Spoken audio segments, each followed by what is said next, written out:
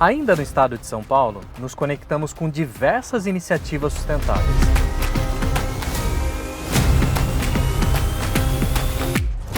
ODS 2, Fome Zero e Agricultura Sustentável. Estamos na Meruoca, uma iniciativa dedicada à biotecnologia. E aqui os insetos transformam resíduos alimentícios em insumos para a agropecuária regenerativa. Fernando, conta para nós como vocês contribuem para que cadeias produtivas se tornem cada vez mais sustentáveis. Marcelo, a gente tem aqui uma série de exemplos de resíduos alimentícios que são gerados dentro da indústria e que a gente pode tratar dentro do nosso sistema com insetos. Com isso, a gente evita o envio desses resíduos orgânicos para aterro e todos os gases de efeito estufa que ocorreriam dentro do aterro. Além disso, os resíduos geram subprodutos que voltam para o início da cadeia e têm a oportunidade de virarem comida de novo. Aqui tem alguns exemplos: suco vencido, biscoito vencido, varredura de fábrica de ração, frutas FLV vindo de mercados. Tudo isso a gente consegue evitar a destinação para o aterro. E o produto final? Os produtos finais são a larva desidratada, então o inseto que comeu o resíduo vai ser aproveitado, desidratado e destinado para o mercado de alimentação animal como uma fonte de proteína, rica em proteína, aminoácidos, um teor de gordura super interessante. E o resultado da digestão dos insetos é um adubo com qualidades muito interessantes para a agricultura regenerativa, inclusive microbiologia benéfica, regeneração e reestruturação do solo.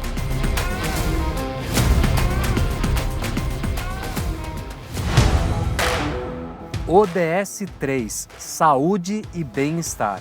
Estamos em Campinas, na Unicamp, e hoje nós viemos conhecer a SAS Brasil, uma organização que promove o acesso à saúde. Adriana, conta para nós o que é a SAS.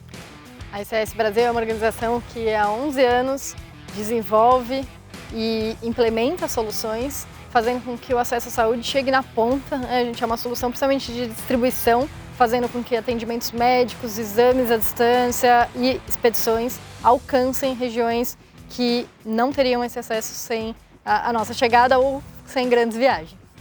E Sabine, eu soube que vocês estão a caminho de Genebra para um evento da OMS. O que representa isso? É uma realização poder estar na OMS, falar com mais de 150 ministros de saúde do mundo inteiro.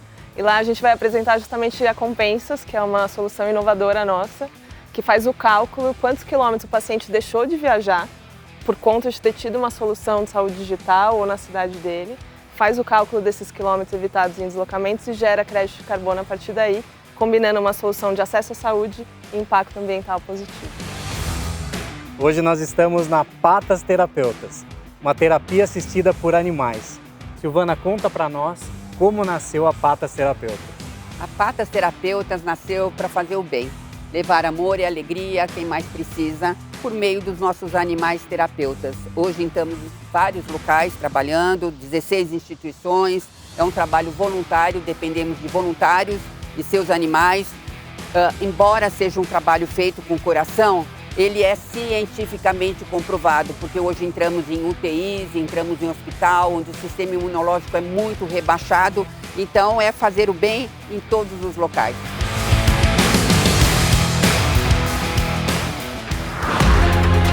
ODS 4, Educação de Qualidade. O Instituto Horizon, ele nasceu de um desejo compartilhado de 4 fundos de investimento privado que queriam fazer a diferença no cenário de filantropia. Então a ideia central foi trazer a expertise que eles tinham da gestão de empresas para o terceiro setor e para as organizações sociais. Então a ideia sempre foi tentar reunir e coordenar esforços com o objetivo de fortalecer a gestão dessas organizações sociais que trabalham com educação, com o objetivo, obviamente, de torná-las mais resilientes, maximizar a captação de recursos e, por consequência, o impacto social, né? E é isso que a gente entende que é a essência do Venture Philanthropy. ODS 9, Indústria, Inovação e Infraestrutura. A Humanizadas nasceu como uma spin-off do grupo de pesquisa da Universidade de São Paulo, do grupo de Gestão de Mudança e Inovação. Em 2016, 2017, entre a Operação Lava Jato, eu estava incomodado com os casos de corrupção aqui no Brasil E eu queria fazer um contraponto. Como assim um contraponto? Eu queria falar de bons exemplos de empresas para o futuro do país. Bons exemplos de empresas para os colaboradores, para os clientes, para os fornecedores, para a sociedade e para o meio ambiente. E a gente decidiu seguir uma linha de pesquisa de avaliação de stakeholders, buscando dar voz, buscando ouvir os diversos públicos interessados no sucesso de uma organização. Então, de 2016 a 2019, a Humanizados era um grupo de pesquisa da Universidade de São Paulo. E em 2020, a gente fez uma spin-off do grupo, transformando a Humanizadas em uma empresa de tecnologia, trazendo inteligência de dados para negócios e investimentos mais sustentáveis. A DIP nasceu entre 2018 e 2019 e em 2020 fomos a mercado. Nossa empresa é uma empresa de mensuração de impacto das organizações como um todo. Nosso propósito é mostrar para o mundo e para as organizações, empresarial sobretudo, que medir os seus impactos realmente é possível. Hoje, a nossa preocupação com a mensuração do impacto envolve todos os aspectos ligados às questões climáticas, ambientais e sociais. A gente acredita que o efeito da mensuração do impacto permite com que as organizações possam definir melhor as suas estratégias e contribuir mais, não só para a economia, mas para o resultado que elas possuem com seus acionistas, com seus principais stakeholders. Nós somos uma empresa de dados e tecnologia, portanto, nós investimos muito tempo e muito recurso em desenvolver metodologias proprietárias para realizar essas mensurações. ODS 10, redução das desigualdades. Estou com o Bruno Mafus, que além de um grande amigo, é empreendedor de impacto social. Bruno, conta para nós como nasceu o Guia de Rodas. O Guia de Rodas nasceu da história da minha vida.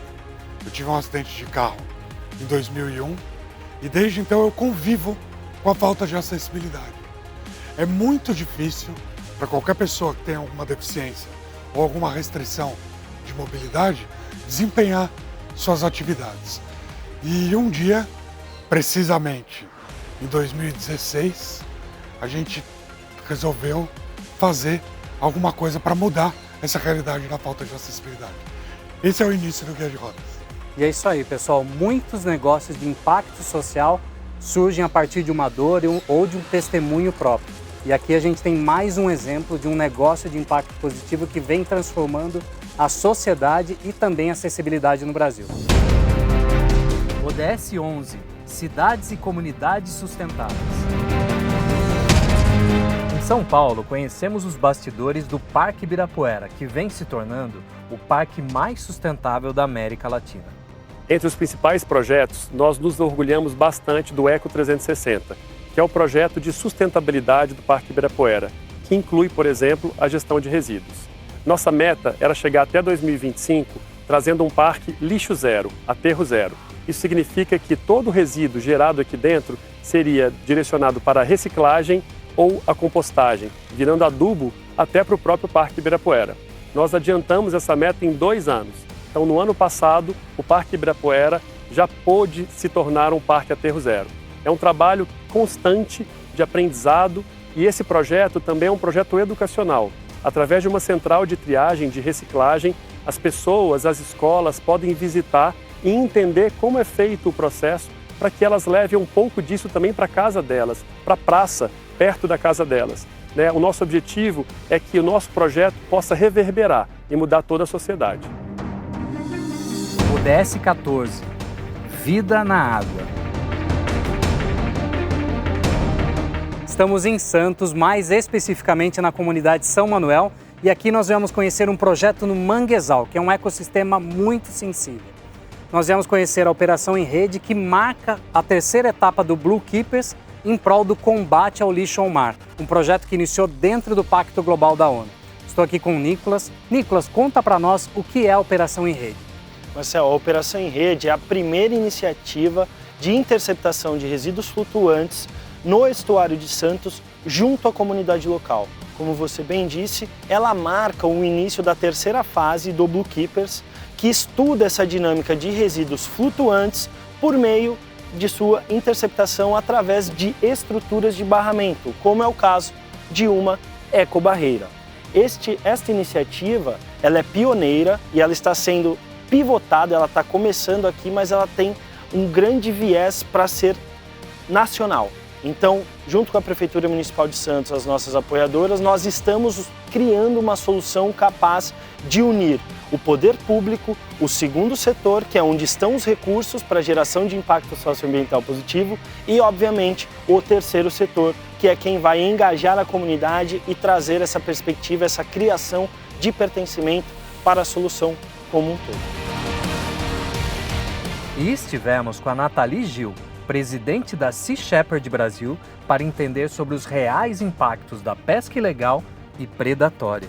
Estamos em Santos com a Sea Shepherd, que é uma organização internacional de combate à pesca predatória. Estou aqui com a Nathalie Gil, que é presidente no Brasil. Nathalie, nós como expedição vamos percorrer a costa litorânea por mais de 3.000 quilômetros. Como que você vê esse cenário no Brasil?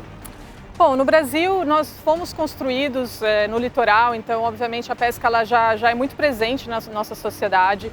Acredito que na costa, no que você vai percorrer, como a gente já percorreu, é natural que você vai encontrar um contraste, né? Da pesca que é de fato tradicional, que é de fato de subsistência e sempre existiu na humanidade, da pesca comercial, mais industrial, mais predatória e até a ilegal, que infelizmente ainda acontece no Brasil, como a alta quantidade de pesca, por exemplo, ilegalmente direcionada de tubarão, ou a alta pesca, por exemplo, da pescada amarela, que é predatória, né, para ser a sua bexiga amarela sendo enviada para a China. Então, infelizmente, no Brasil está se criando essas histórias de vícios mesmo que está impactando o oceano bem negativamente. Estamos em Ilhabela, no litoral norte de São Paulo, e aqui no Instituto Viva. Estou com a Mia Moretti, que é pesquisadora e bióloga, há mais de 30 anos atuando com baleias e golfinhos. Mia, o que vocês vêm observando de mudança de comportamento nesses últimos anos? Nesses últimos 5 anos, a gente tem visto um aumento, principalmente de baleia jubarte, ao longo dos anos. O ano passado, de 2023, a gente observou mais de 10 vezes o número de baleias que a gente observava nos anos anteriores.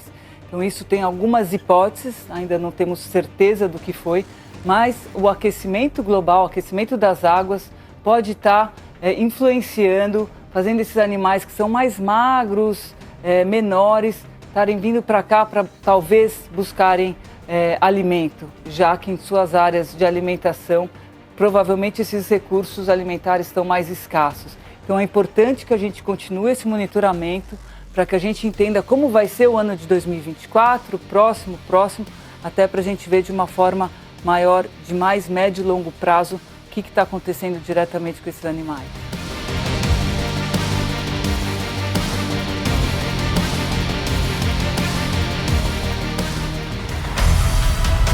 ODS 15. Vida terrestre. Estamos em Piracicaba, no SENA, no Centro de Energia Nuclear, na Agricultura e no Meio Ambiente, que fica na Exalc e na USP, e aqui eles têm diversos projetos de estudo e pesquisa. Plínio, conta para nós quais são os projetos mais recentes que vocês vêm atuando. Projetos mais recentes têm sido na área de rastreabilidade de produtos, também na área de queimadas e também temos uma atuação forte em águas. Mas tivemos um projeto muito interessante com o Instituto Butantan, a qual a Melissa vai fazer uma breve descrição.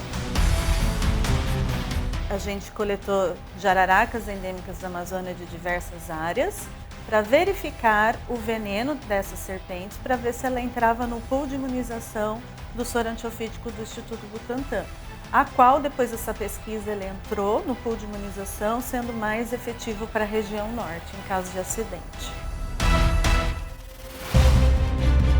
ODS 16. Paz, Justiça e Instituições Eficazes. Estamos no Tosini Freire, que é um escritório de advocacia referência no Brasil.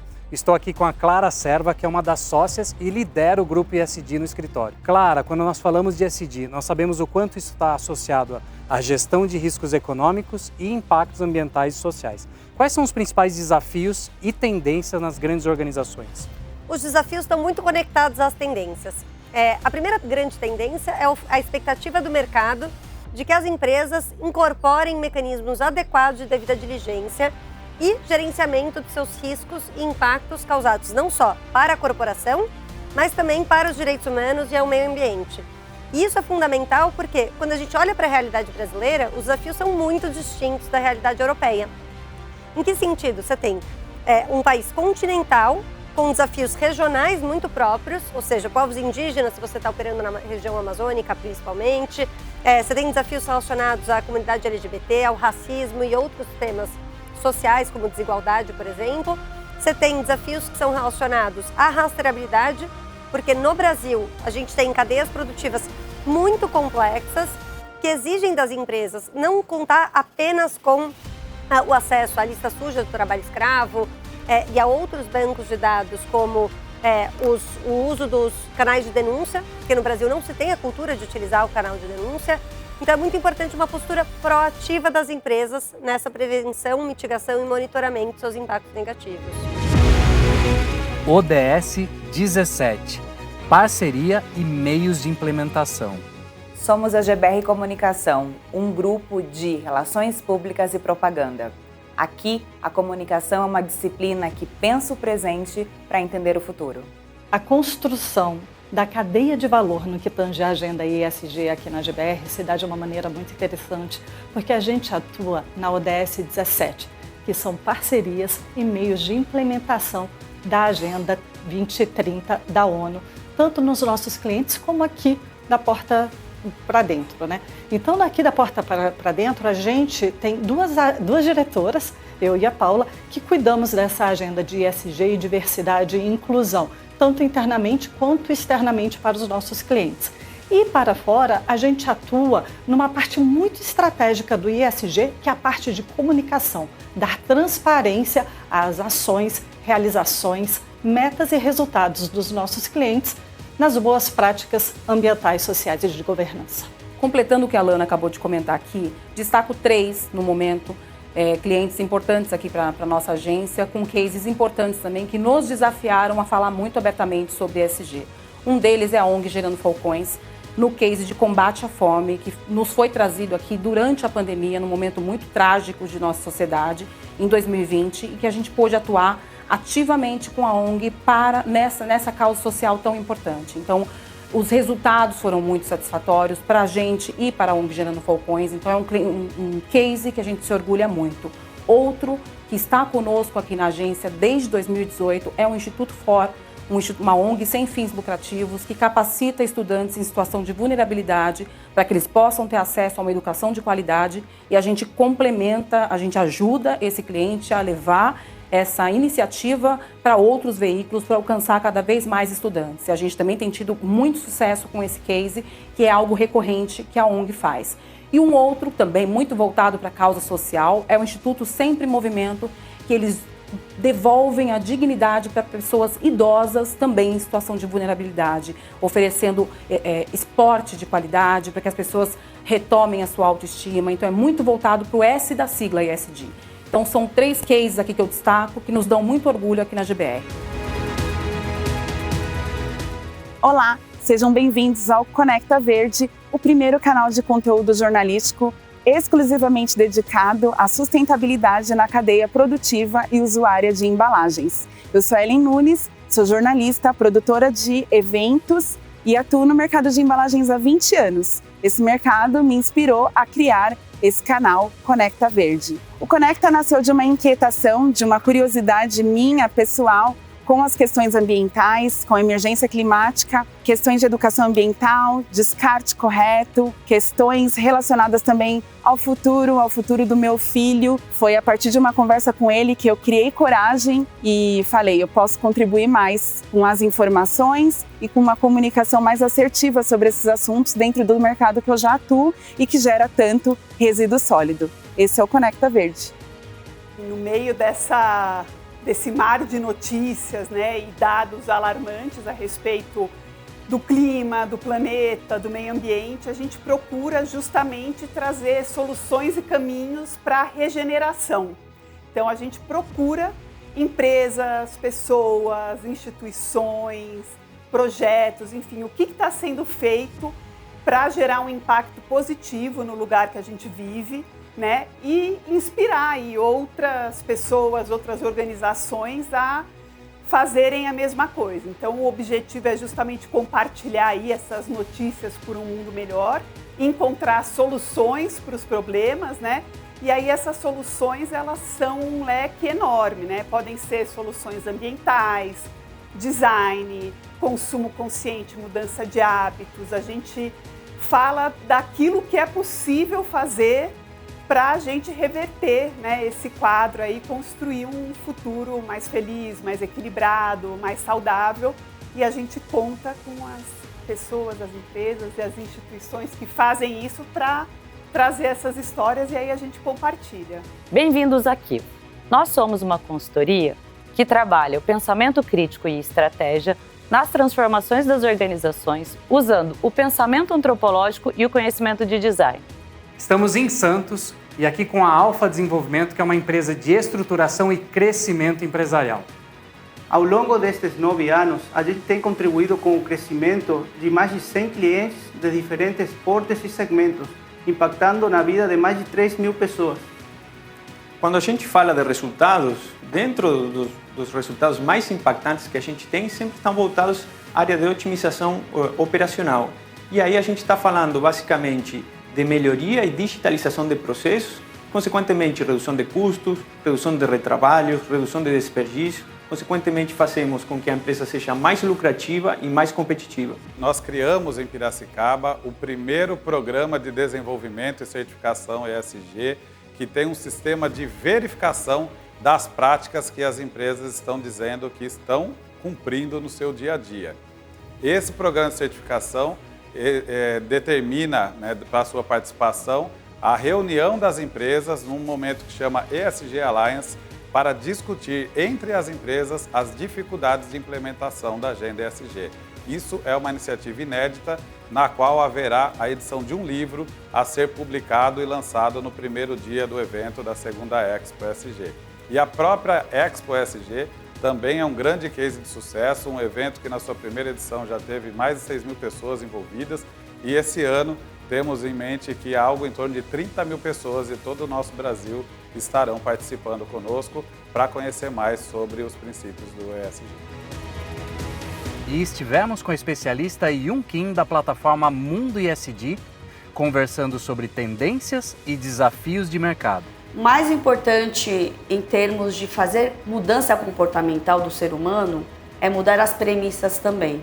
Então, enquanto o capitalismo, como nós conhecemos, pretendia maximizar o lucro, nós estamos mudando o jeito de nós vivermos, investirmos e consumirmos.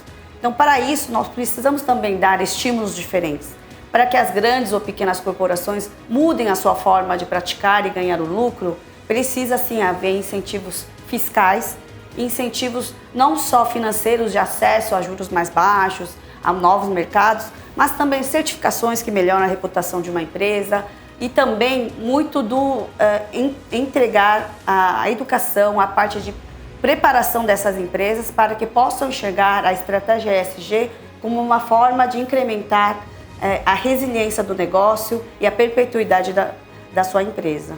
E no encontro com a especialista Cássia Messias, conversamos sobre como as novas regulamentações podem representar uma melhor maturidade para os índices ESG. Pensar em escândalos e pensar em estratégias de ESG nos remete fundamentalmente a como esses números e critérios de índices são apurados. Então, o primeiro questionamento que a gente precisa fazer com relação a isso é por que esses instrumentos ainda utilizam dados autodeclaratórios. O que eu quero dizer com isso? A maioria desses índices que de alguma forma atribuem rankings ou ratings são feitos com base em questionários próprios, respostas da equipe, na sua grande maioria. Então, hoje em dia, eu já vejo tecnologia, ciência de dados avançadas para a gente pesquisar nos públicos interessados, pesquisar na base de parceiros e fornecedores, pesquisar na base de investidores, pesquisar na base de consumidores e da sociedade, e com isso gerar uma amostra muito mais ampla e capaz de avaliar realmente quais são os desafios e onde estão os riscos operacionais, financeiros, de reputação e possivelmente climáticos dessa organização. E aí sim a gente teria índices capazes de medir, de predizer realmente organizações mais sólidas e mais comprometidas com o planeta e com as pessoas. Antes de fecharmos a semana, trocamos uma ideia com o Edu Lira da Gerando Falcões. Você vence desigualdade construindo oportunidade. Então, as pessoas mais pobres do país, ou que estão mais à margem, precisam de oportunidade. O Brasil ainda é um país que tem muito muro. O muro entre o pobre e a Faria Lima é gigante, o muro entre o pobre e a tecnologia é gigante. Quando essa pessoa é negra, é pobre, negro, fica ainda maior. Então, nesses anos todos meu como empreendedor social, o que eu tenho percebido é que ser empreendedor social para mim também é derrubar muros e construir pontes. Conectar o branco com o negro, o rico com o pobre, direita com esquerda, gay com o evangélico com o judeu, a Faria Lima com a favela. Eu costumo dizer que eu falo português, um pouquinho de inglês e um favelês muito apurado. E esse favelês é ser um intérprete desses mundos e mostrar que o Brasil pode ser muito melhor quando a gente se fala, quando a gente conversa, quando a gente se conecta, quando a gente troca e quando a gente constrói algo em comum. Então, o ponto central é que as empresas podem ser muito mais produtivas, criativas, se o time delas ser um espelho do que é o Brasil. Porque se eu tenho pessoas à mesa que entendem o Brasil, que vai consumir esse produto de massa e que vai conseguir criticá-lo, que vai conseguir aportar valor, que vai conseguir gerar valor, eu vou ter uma empresa muito mais forte por conta do que ela representa ao entorno da mesa. Então, ter o preto, ter o favelado, o pobre, o outro CEP à mesa para construir as soluções é construir também uma empresa muito mais forte, muito mais competitiva no mercado. Nessa semana, pudemos falar sobre biotecnologia, saúde e bem-estar, filantropia, mensuração de impactos e inteligência de dados, acessibilidade, cidades e comunidades mais sustentáveis, conservação oceânica e implementação da Agenda ESG. Se liga no nosso diário de bordo e acompanhe o nosso mapa de iniciativas. E para doações ao estado do Rio Grande do Sul, acesse a nossa página jornadaesg.com.